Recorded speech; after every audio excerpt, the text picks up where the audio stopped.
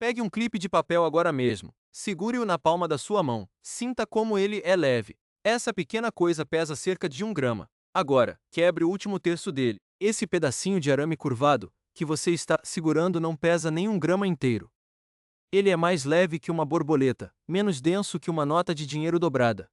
Você mal sentiria se ele caísse na sua mão aberta. No dia 6 de agosto de 1945, exatamente 7/10 de 1 grama de matéria desapareceram do universo.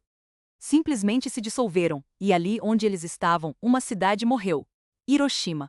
80.000 pessoas foram afagadas em um único piscar de olhos. Edifícios em um raio de mais de 1 quilômetro foram nivelados ao chão. O que causou tudo isso? A matéria real que se transformou na energia pura dessa explosão era mais leve que esse pedacinho de arame que você acabou de quebrar. Isso nos leva a uma pergunta que parece de jardim de infância. Mas que é uma das mais profundas da física: o que significa a matéria desaparecer? Na escola, aprendemos algo que parecia sólido e reconfortante. A matéria se conserva. Você não pode criá-la, não pode destruí-la. Pode dobrar, derreter, queimar ou dissolver, mas no fim do dia, a quantidade exata de matéria ainda está lá. Esse era o dogma de Lavoisier de 1780. A química e a engenharia foram construídas sobre isso. Você pesa os ingredientes antes, pesa os produtos depois, e os números batem. Tudo parecia feito, ordenado, satisfatório. Mas havia um problema. Não era totalmente verdade. Em 1905, um sujeito em um escritório de patentes em Berna teve um pensamento silencioso e perigoso. Ele publicou um artigo curto com um título modesto: A inércia de um corpo depende do seu conteúdo de energia. Quase ninguém deu bola na época. Eram apenas 3 páginas, mas nelas se escondia a equação mais destrutiva já escrita. E se massa e energia não forem coisas diferentes, e se forem exatamente a mesma coisa, apenas usando roupas diferentes, você conhece a equação. Ela está em camisetas, canecas de café, adesivos de carro. Até quem nunca pisou em uma aula de física sabe recitá-la, MC2. Mas hoje eu quero que você a entenda de verdade, que sinta nos ossos o que ela diz. Porque o que ela diz é, honestamente, aterrorizante. Vamos começar pelos componentes. I é a energia, M é a massa e C é a velocidade da luz. 3 letras simples, mas todo o drama acontece no C. A velocidade da luz não é apenas um número grande. Ela é absurda, grotesca, incompreensivelmente gigantesca. A luz percorre quase 300.000 quilômetros por segundo. Deixe-me repetir. Em um único segundo, no tempo de um piscar de olhos, um raio de luz daria a volta na Terra 7 vezes e meia. Antes que você termine de ler esta frase, a luz já foi à Lua e voltou. Nada na sua experiência cotidiana chega perto disso. Mas nós não usamos apenas C, nós o elevamos ao quadrado. Quando você multiplica um número tão monstruoso por si mesmo, obtém algo que desafia a sanidade.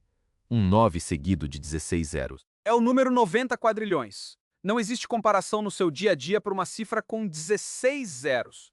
E é exatamente esse o valor do câmbio. Pense nisso como a taxa de conversão quando você viaja para outro país. Massa e energia têm um câmbio, e esse câmbio é C2. Isso significa que, se você pudesse converter uma quantidade minúscula de massa em energia, receberia de volta uma quantia obscena, avassaladora de poder. Imagine 1 quilo de qualquer coisa, um saco de açúcar ou uma pedra.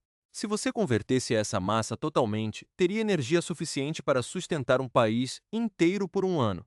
Um sático de açúcar para iluminar uma metrópole. Mas a natureza trancou essa porta. O que chamamos de energia no dia a dia é apenas um rearranjo de elétrons. Quando você queima madeira, a perda de massa é tão ínfima que nenhuma balança no mundo pode medir. Na escala de um arranha-céu de 100 andares, a energia química é como raspar uma lasca invisível de tinta da parede do lobby. A energia nuclear é diferente. Ela arranca as coisas de sustentação direto do centro do átomo. Para entender por que essa energia é tão concentrada, precisamos mergulhar no coração do átomo, o núcleo. Se o átomo fosse um estádio de futebol, o núcleo seria uma pequena bolinha de gude no centro do campo. Mas 99,9% da massa está naquela bolinha. O resto é vazio. No núcleo, prótons positivos estão espremidos, e eles se odeiam. Imagine segurar ímãs com os mesmos polos e tentar forçá-los a se encostar. Eles lutam contra você. O eletromagnetismo quer explodir o núcleo, mas algo mantém unido, a força nuclear forte. Ela é a prensa hidráulica da natureza, a força mais poderosa que existe. Mas essa união tem um preço. A natureza cobra um imposto de existência.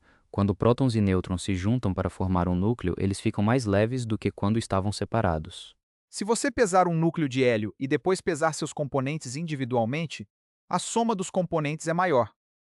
Para onde foi essa massa? Ela se transformou na cola cósmica que mantém o núcleo unido. Isso não é metáfora. O núcleo é literalmente mais leve que suas partes. Cada átomo no seu corpo é um pouco mais leve do que deveria ser porque pagou esse tributo em massa para poder existir como estrutura.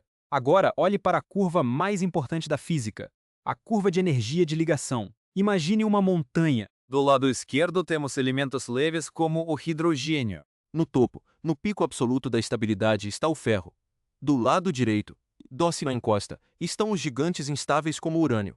O ferro é o rei, é o estado mais energeticamente perfeito da matéria. Tudo no universo quer ser ferro. Elementos leves tentam subir a montanha se fundindo, fusão, e elementos pesados tentam subir a montanha se quebrando, fissão. Em ambos os casos, ao subir em direção ao ferro, sobra um pouco de massa que não é mais necessária para a ligação. Esse resto de massa é o que se transforma no clarão de Hiroshima. O urânio, sendo um gigante desajeitado na encosta da montanha, está apenas esperando um empurrão para se quebrar e liberar esse tesouro escondido. O urânio vem em diferentes sabores que chamamos de isótopos. O tipo mais comum, o urânio-238, é teimoso e estável. Ele engole nêutrons e simplesmente fica lá, sentado. Mas o raro urânio-235 é nervoso, instável, quase ansioso para se partir. Ele representa menos de 1% do urânio na natureza. Para esse átomo, basta um empurrão, um único nêutron lento que entra no seu núcleo, e a força forte perde a batalha. O núcleo se estilhaça violentamente. Quando um átomo de U-235 sofre fissão, ele não se divide em duas metades limpas. Ele explode de forma assimétrica, lançando fragmentos que saem, gritando, a 3% da velocidade da luz. São 30 milhões de quilômetros por hora. O calor de uma bomba atômica não vem de uma chama química. Ele vem desses estilhaços nucleares colidindo com tudo ao redor em velocidades inimagináveis. E aqui está o segredo do apocalipse. Junto com esses destroços, voam 2 ou 3 nêutrons livres. Eles são os mensageiros da morte. Se apenas um deles atingir outro núcleo de U-235 próximo, o processo se repete, 1 vira 2. 2 viram 4. 4 viram 8. 16, 32. Isso é crescimento exponencial, um monstro matemático que a evolução não nos treinou para compreender. Cada geração dessa reação leva apenas 10 nanosegundos, 100 milionésimos de segundo. Em menos de uma microsegundo, a reação salta de um único átomo solitário para uma cascata que envolve trilhões de fissões. É por isso que não há aviso prévio. A física acontece rápido demais para qualquer sinal elétrico ou reflexo humano acompanhar. Mas domar esse monstro é um desafio hercúleo. Você precisa da massa crítica, material denso o suficiente para que os nêutrons encontrem novos alvos antes de escaparem para o vazio. No coração da Little Boy ocorreu uma corrida paradoxal. A reação em cadeia tentava desesperadamente crescer, enquanto a energia liberada tentava explodir a própria bomba e espalhar o combustível para longe. Foi uma luta entre a criação da energia e a autodestruição do mecanismo. Por isso, a bomba foi absurdamente ineficiente. Menos de 2% do urânio realmente reagiu. O resto foi soprado para os céus, como poeira inútil pela força do primeiro estalo. Bilhões de dólares, cidades secretas e anos de trabalho para que apenas o peso de um clipe de papel desaparecesse da existência e mudasse a história para sempre. A energia que devastou Hiroshima não foi fabricada naqueles laboratórios. Ela sempre esteve lá, trancada no coração de átomos de urânio forjados nas agonias de supernovas, bilhões de anos antes de existirmos. Nós não criamos energia, nós apenas encontramos a chave para um cadeado específico. O universo inteiro está sentado sobre esse barril de pólvora. Cada pedra, cada gota de água e cada célula do seu corpo é um reservatório de poder inimaginável, mantido sob controle apenas pela teimosia absoluta da força forte. Se você pudesse libertar totalmente a energia de ligação dos seus próprios átomos, você seria o equivalente a milhares de bombas de hidrogênio. Você é literalmente um arsenal adormecido. Essa mesma aritmética, esse mesmo câmbio cósmico de C2 é o que faz o Sol brilhar. A cada segundo, 4 milhões de toneladas de massa solar simplesmente deixam de existir para se transformar na luz que aquece o seu rosto. É a mesma equação, a mesma constante. A diferença é apenas o cenário, um forno estelar estável versus uma reação descontrolada sobre uma cidade. Quando vi o teste Trinity, em 16 de julho de 1945, sentado na cabine de um caminhão, vi um brilho que eu, como físico, não achava que a luz pudesse alcançar. Naquele momento, a matemática se tornou realidade absoluta. Depois da guerra, eu olhava para as pessoas construindo prédios e pontes e sentia uma estranha melancolia. Eu pensava, por que eles continuam? Não percebem que tudo isso pode evaporar num flash? Demorou para eu entender que a única resposta sã é continuar vivendo, construindo e, acima de tudo, perguntando. O universo não nos deve conforto ou segurança. Ele nos deve apenas as verdade nua e crua. E MC2 não é um slogan de camiseta. É a descrição de que tudo o que você toca é energia condensada. 0,7 de um grama acordaram sobre Hiroshima. O resto da matéria ao seu redor ainda dorme, carregando o poder das estrelas em silêncio. Se você pudesse me enviar apenas uma frase dizendo qual é, para você, a maior lição sobre a natureza da realidade que essa equação revela, qual seria? Eu adoraria saber.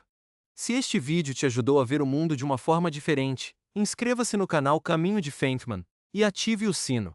A realidade é muito mais profunda e bela do que nossos olhos podem ver. Nos vemos no próximo vídeo.